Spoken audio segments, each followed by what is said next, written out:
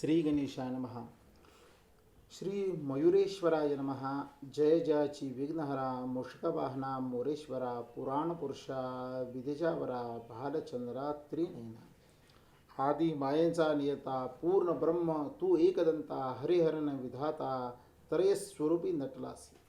पंचभूते पंचप्राण पंचदेव पंचकर्ण, पंचापासून पाच पाच पूर्ण उत्पन्न गेली स्वशक्ती. स्थिर जंगम सर्व व्यापुनी, द्विपंचंगुळे उरला जाण, ऐसा पूर्ण ब्रह्म तू सनातन, प्रणवस्वरूपे नटलासी. सगुण निर्गुण चिंतामणी, चिंतितार्थ पूर्वीसी जनी, भक्त समूळ विलया पावत, धुंडीदास जाणून चित्ते. नामस्मरणी जडली भक्ती, त्याने सगुण तू श्री गणपती, वदस्वी हृदय वसुनी, मागीली अध्यायी कथा सुरस. सुते कथली ती मुनीसी, तेव्हा मुनी प्रार्थना सुतास पुष्टे झाले. ते काळी मूळ गंगेचा लागता वात, स्थिर झाला याच वनात, तरी अनेक तीर्थमार्गात नव्हती काय या सम. कौन्यासपूर्वी गजानन, काय वदला हे करी कथन, तव मुखीचे शब्दघन, गोड लागती श्रवणासी. सुते ऐकुनी मुनिवाणी, अंधलासे आनंद अंतःकरणी, सांगता झाला श्रवणी, सादर होऊनी कथेसा. तपस्वी कौंडिन्य मुनी, जो योगिया माझी शिरोमणी, कांता तयाची सुशील गृहिणी, नाम आश्रया तिचे. गणेश भक्त महाराज मुनी, सद्भाव तयाचा गणेशजनी, विधीची चिंता याच स्थानी, पूर्ण केली गजानने. स्थावर क्षेत्र हे महान, मुनी तेथे करते अनुष्ठान, एकाक्षराचे पुरश्चरण, दुर्वांकुरे अर्चित. दुर्वा अलौकिक ह्या अत्यंत दुर्वापणे तुष्टे एकदंत, दुर्वा समवस्तू त्रैलोक्यात, शोधिता न मिळे कदापि. कौंडिन्य करती दुर्वार्पण, संतुष्ट होऊन गजानन, वदता झाला मुनी लागून, इच्छित मागे सद्वर. तेव्हा मुनी लीन होऊन गणेश चरणी, अर्चुनी प्रेमे अंकुशमानी, दुर्वांकुर मस्तिका अर्पणी, वदता झाला आनंदे. जोवरी असे धराधरणी, तो वरी मम हस्ते मोक्षदानी, अर्चने घेई चिंतामणी, दुर्वांकुरे करून. न लगे देवा मज मुक्ती, अखंड देवी नाम भक्ती, या वाचुनी श्री गणपती, आस नसे मज लागी. आणिक एकही मम आस, लीला करी या ठायास, पूर्ण करी मम मानस, दयावंता एकाळी. वदे आनंदे मम गजानन, धूमासुराने धूम्रवर्ण, धूमकेतू हे त्रय जाण, असुर मानव होतील. सुमदा या स्थानी नाम गाजविने चिंतामणी, लीला अभिनव करुणी, दानव कंदन करी. दुर्वांकुरे नित्यार्चन, घेईन तव हस्ते मी अनुदिन, असे सतवराशी अर्पण मुनिवर्य तो शिवला. सत्कथायसी वतता सुत मुनी जा तयासी प्रश्न करीत, तरी दुर्वा महिमा अत्यद्भुत, आमच्या श्रवणी घाली का. कोणी केली दुर्वार्पण, पावला केवी गजानन, ही सत्कथा सांगे संपूर्ण, तेने महान दुरिते दग्ध होती. सप्रेम एकता मुनीची वाणी, सुत आनंदुनी मनी, वदता झाला ते क्षणी, दुर्वा महिमा अत्यद्भुत.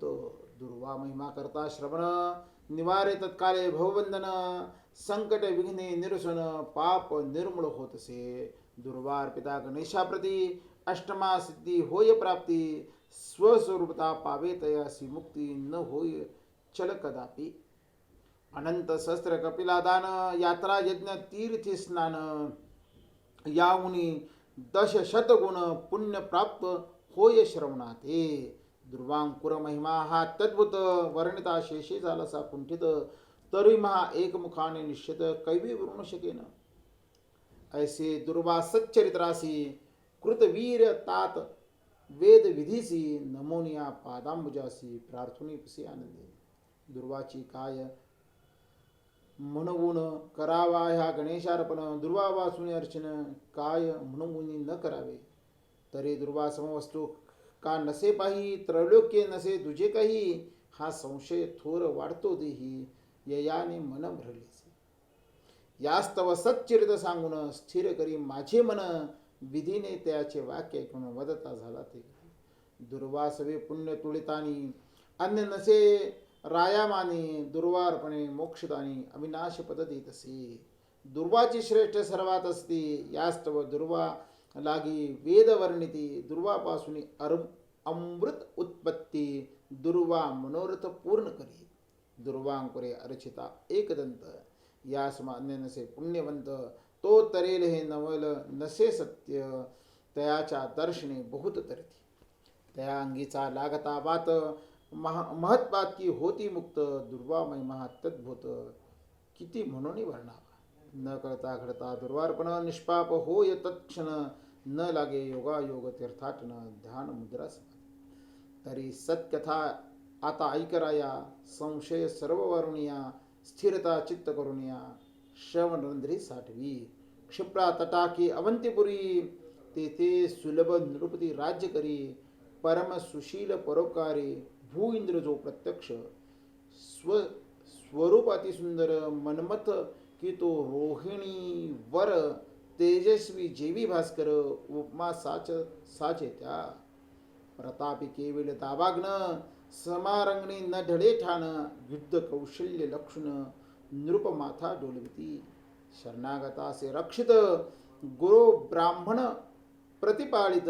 अन्नदाने तृप्त करीत, भगवत भजनी सारंग. करीत नित्य लिंगार्चन, संत भक्तासी सदालीन. आनंदे करी प्रजापालन, स्वकीय प्रजेप्रमाणे. समुद्रा नामे तयाची अंतःकरणी. नेत्र कमलासी लक्ष्मी, मृग हे लज्जा पावनी. गमन गती लक्षुणी करी, धुळी घाली मस्तकावरी. अधर प्रांत हा प्रवाळा परी. दंत शुभ्र लखलखती, ऐसी नारी उत्तम पद्मिनी. पतिव्रते माझी शिरोमणी, सुशील सुभगा आजी. पुण्यखानी शिवार्चन करीने माने, पती सेवेशी तत्पर. भगवत भजनी रंगलेंतर, अतिथी ती करी आदर. अन्न तयासी अर्पण, ऐसा राव पुण्यवंत. राज्यात दुःख नसे किंचित, यथाकाली मेघ वर्षित. सदा आनंद घरोघरी, राज्य करिता वैभवयुक्त. कल्याण चिंती प्रजा समस्त, परिदैव योग हा विचित्र. न चले त्यापुढे कवनाचे. राव नित्य नेमे आनंदाने, अर्चित असता शूळ पाणी. ऐशे समयी ते क्षाणी, नवल झाले अद्भुत. श्री गणेशाय नमः. मागील अध्यायामध्ये कौंडिन्य ऋषींनी मळगंगेच्या काठी तो मंचक उतरवला. तेव्हा सूत विचारतात, हा मंचक त्याच ठिकाणी का उतरवला, ही मळगंगा त्याच ठिकाणी का उतरवला, मध्ये अन्य तीर्थक्षेत्रे नव्हती का, या तीर्थक्षेत्राचे महात्म्य काय. तेव्हा सूत म्हणतात, ह्याविषयी एक सुंदर अशी कथा आहे, ती सांगतो, ती श्रवण करा. पूर्वी अवंती देशामध्ये एक उत्तम असा राजा राज्य करत होता. तो शिवार्चन करत असे. त्याची पत्नी सुमद्रा नावाची राजपत्नी अत्यंत पतिव्रता आणि पतिसेवेशी अत्यंत व्रत अशी होती. ते दोघे मिळून इच्छा भोजन देत असे. अनेक ब्राह्मण याचक वर्ग यांना संतुष्ट करत असे. त्याच राज्यामध्ये एक मधुसूदन नावाचा द्विज होता. तो महान तपस्वी, तेजस्वी, सूर्यासम तेजस्वी असा तो होता. तो रोज सूर्योपासना करत असे, शिवोपासना करीत असे. परंतु शिवोपासना आणि सूर्योपासना त्याचबरोबर तो अत्यंत प्रोतिष्ठ म्हणजे महाशंकरच होता. आणि दैवगती फिरली. तो एक दिवस कुत्सित वेश धारण करून राजाच्या दरबारात आलेला आहे आणि भिक्षा मागता झालेला आहे. तेव्हा राजा शिवपूजनास तत्पर होता. तेव्हा राजा त्याच्याकडे बघून हसला. तेव्हा मधुसूदन ऋषींना अत्यंत राग आलेला आहे. राजा जरी हसला तरी त्यांना सिंहासनावर बसून त्याची पूजन करता झालेलं आहे. तरी सुद्धा मधुसूदन क्रोधाविष्ट होऊन त्या राजास शाप देता झालेला आहे की तू वृषभ म्हणून जन्म घेशील. तेव्हा सुमद्रा नावाची त्याची पत्नी ही रागवलेली आहे आणि म्हणते, तू क्रोधिष्ठ ब्राह्मण आहेस, तू आपले कर्म सोडलेस, व्यथा राजाचा शाप दिलास, तेव्हा तू खरं म्हणून जन्मास येशील, म्हणजेच गर्भ योनीत जन्म घेशील. तेव्हा मधुसूदन अत्यंत क्रोधिष्ठ झालेला आहे. म्हणतो, पातिव्रत्याच्या योगे करून तू अत्यंत मातली आहेस, गर्वाने सत्पुरुषांचा छळ करतेस, तेव्हा तू चांडाळणी म्हणून जन्म घेशील, असा शाप देते झालेला आहे. दैवयोगाने ती अदृश्य होऊन चांडाळणी झालेली आहे आणि ती मागील सर्व वृत्तांत विसरली. तसेच वृषभ राजा आणि ती राजपत्नी तसेच हा ब्राह्मण तिघही एकामेकाला दिलेल्या शापापासून त्या जन्मात प्राप्त झालेले आहे. राजा वृषभ झालेला आहे, मधुसूदन ब्राह्मण खरं म्हणजेच गर्भ योनीत जन्म घेता झालेला आहे आणि राजपत्नी चांडाळणी झालेली आहे. इकडे ते तिघही दिसत नसून तेव्हा प्रजाजन दुःखित झालेले आहेत आणि शोक करू लागलेले आहेत. तेव्हा प्रधान आणि सेवकांनी त्या राजाचा जो नंदन होता त्याची राज्याच्या ठिकाणी स्थापना करता झालेली आहे आणि राज्य करता झालेले आहे. एक विचार करून पालन करते झालेले आहे. असेच हे करत असता इकडे कौंडिन्य ऋषी आपले 21 वर्षापर्यंत दुर्वांकुराने गणेशाची पूजन करून गणेशास प्राप्त करते झाले.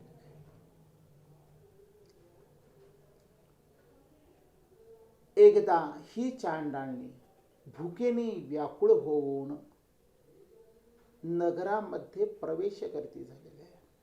परंतु तो दिवस भाद्रपद शुद्ध चतुर्थीचा होता. सर्वांचा उपवास होता.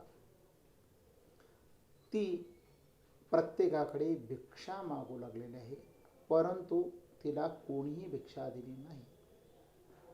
तिला तिथून हाकलून दिलेले आहे. तेव्हा भुकेने व्याकुळ होऊन ती ग्रामाबाहेर आलेली आहे. तिने तिथे एक शिवालय पाहिले. त्या शिवालयामध्ये शिवार्चना चालले होते. ते पाहती झालेले आहे. त्याच्या समोर गजाननाचेही मंदिर होते आणि तिथे गणेशाची षोडशोपचाराने पूजा चालली होती. हे पाहून ती त्या ठिकाणी थांबली. तिला मागील गोष्टींचे काही स्मरण झालेले आहे आणि त्या ठिकाणी एक दयावान असा ब्राह्मण बाहेर आला आणि त्याच्याकडे ती भिक्षा मागू लागलेली आहे. हे पाहून तो ब्राह्मण क्रोधिष्ठ झाला आणि तिला तिथून हाकलून देता झाला. तेव्हा अत्यंत शीत असल्या कारणाने ती तृण म्हणजे गवत गोळा करून आणती झालेली आहे आणि शीत निवारण्याचा प्रयत्न करू लागलेला आहे. इकडे वृषभही त्या ठिकाणी आलेला आहे आणि तृण चरण्यासाठी त्या ठिकाणी आलेले आहे आणि ती तृण चरत असता ही त्या ठिकाणी गेलेली आहे. खर ही दैवी योगाने त्याच ठिकाणी आलेले आहे. खराने त्या वृषभास लत्थापहार केलेला आहे. वृषभाने त्याला शृंग मारलेले आहे. दोघांच्यात थोडेसे भांडण झाल्यासारखे झालेले आहे. इकडे ही दुर्वा म्हणजेच ते तृण गवताचे तृण घेऊन येत असता खर आणि वृषभ मागा लागल्या कारणाने ती पळत गेलेली आहे. तेव्हा तिच्या हातून एक तृणाचा जुडा हातातून सुटून गणेशाच्या मस्तकी जाऊन पडलेला आहे आणि गणेशाचे पूजन ती अवलोकित करत झालेले आणि ह्या गणेशाच्या पूजनाने, त्या नामसंकीर्तनाने ती दोषमुक्त झालेली आहे. इकडे वृषभही ते तृण तोडून भक्षण करीत असता वात आलेला आहे आणि त्या वाताच्या योगे करून त्याच्यातील काही तृण गणेशाच्या मस्तकी जाऊन आलेले आहेत. वृषभाने शृंग मारल्या कारणाने तो खर खाली पडलेला आहे आणि त्या गवतावरून उठून अंग झाडता झालेलं आहे. तेव्हा त्याच्यातले काही दुर्वांकुर हे गणेशाच्या मस्तकी पडते झालेले आहेत आणि नकळत जरी ही सेवा घडली आणि त्या दिवशी चतुर्थी असल्या कारणाने चतुर्थीचा उपवासही त्यांना घडलेला आहे. त्या योगे करून ते तिघही दोषमुक्त होऊन आपापल्या स्वयोनीत स्वजन्मात प्राप्त झालेले आहे. श्री गणेशाय नमः. स्वयोनी प्रत प्राप्त झाले. तेव्हा ऋषी विचारतात, हे कसे शक्य झाले? तेव्हा गणेशार्चना त्यांच्याकडून न कळत जरी घडले तरी गणेशार्चना झाल्या कारणाने गणेश दूत त्या ठिकाणी आलेले आहेत. तेव्हा सूत म्हणतात, गणेश दूतांना विचारतात, हे दुराचारी पापिनी आहेत म्हणून तर यांना वृषभ, खर आणि चांडाळीचा जन्म झाला. चांडाळणी म्हणजे 64 जातीची, 64 जातीच्या खालची ही चांडाळणी, हिला तुम्ही कशा उद्धार करता?